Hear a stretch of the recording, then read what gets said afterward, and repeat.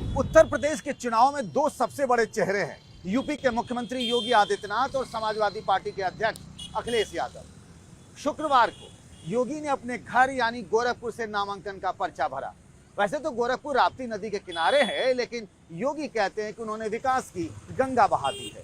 अब गंगा से याद आया कि गंगा तो पश्चिम से पूरब की तरफ बहती है और योगी भी इस बार पश्चिम से पूरब तक उनकी गर्मी निकालने का दम भर रहे हैं, जिनके अंदर गुनाहों की गर्मी है। मैंने तो मई जून के लिए कहा था कि मई जून की गर्मी में हम शिमला बनाएंगे, लेकिन पिछले 2 दिन का मौसम ऐसा लग रहा था जैसे शिमला पहले ही बनना चाहता है। सवाल गर्मी का नहीं है, सवाल ये है कि नौजवानों के लिए रोजगार मिलेंगे कि नहीं मिलेंगे, नौकरी निकलेगी नहीं निकलेगी। एक गर्मी जो अभी किराना में और मुजफ्फरनगर में कुछ जगह दिखाई दे रही है ना, ये सब शांत हो जाएगी। माल तो वही है, लिफाफा नया है, लेकिन ये देख लो 10 मार्च के बाद ये पूरी गर्मी शांत करवा देंगे।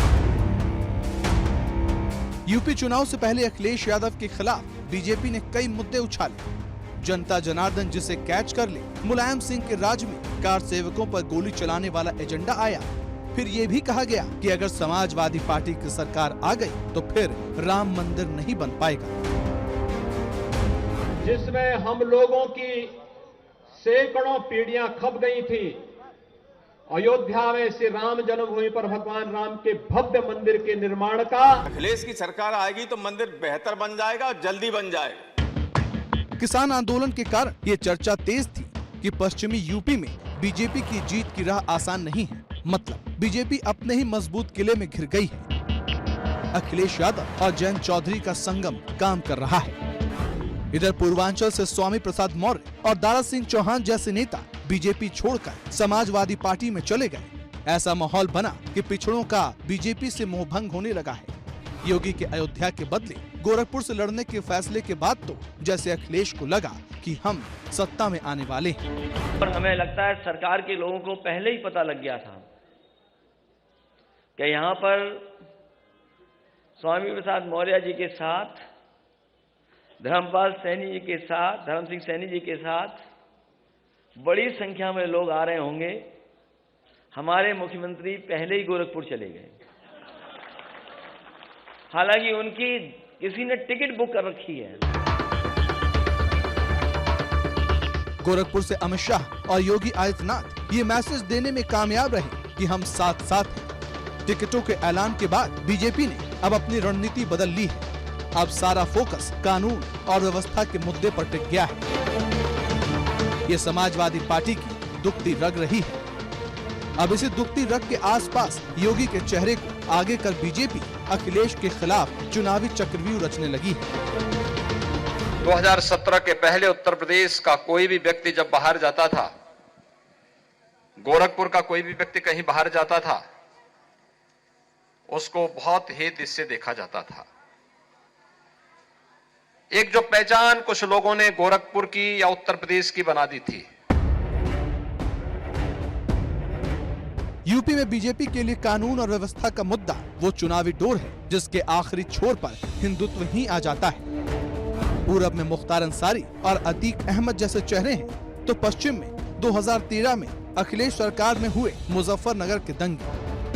कैराना से हिंदुओं के पलायन के मुद्दे को बीजेपी हवा देती रही है।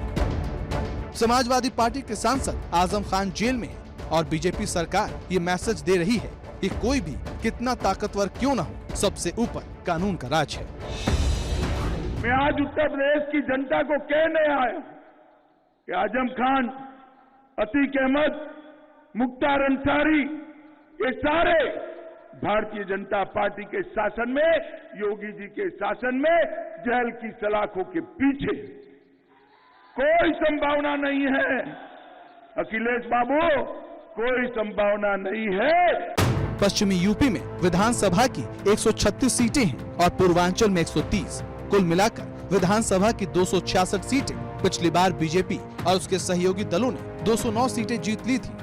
पश्चिमी यूपी में लोगों की सुरक्षा के बहाने और पूरब में गोरखपुर से खुद चुनाव में उतरकर योगी ने अखिलेश की साइकिल पर ब्रेक लगाने का ऐलान कर दिया है। अरे आने दीजिए सरकार, हमने कहा कभी नहीं हो रहा, इस कवायद के दिन तक भी तुम्हारी जो है, कयामत के दिन तक भी तुम्हारा इस सपना साकार नहीं होने वाला है। अगले हफ्ते जब आप सबसे मुलाकात होगी तब तक यूपी में पहले दौर का मतदान खत्म हो चुका होगा। कहा तो ये जाता है कि पहले राउंड से ही पता चलने लगता है कि इस बार हवा किसकी है। बिहार मेरी जन्मभूमि रही है और यूपी कर्मभूमि। याद करिए बिहार के पिछले चुनाव को पहले राउंड में कैसे तेजस्वी यादव ने बाजी मार ली थी, लेकिन दूसरे राउंड में पीएम नरेंद्र मोदी का दिखाया हुआ डर कि अगर हम गए तो फिर जंगल राज की वापसी हो सकती है, काम कर गया। अब ठीक वही डर बीजेपी यूपी की जनता को भी दिखा रही है कि अगर हम चले गए तो फिर आप सबका घर से निकलना भी मुश्किल हो सकता है। एक बड़ी पुरानी कहावत है कि डर के आगे ही जीत है, लेकिन चुनाव में तो डर से भी जीत मिलती है। पंकज का पंच में आज के लिए बस इतना ही। अगले हफ्ते इसी समय आप सबसे मुलाकात होगी। तब तक के लिए नमस्कार।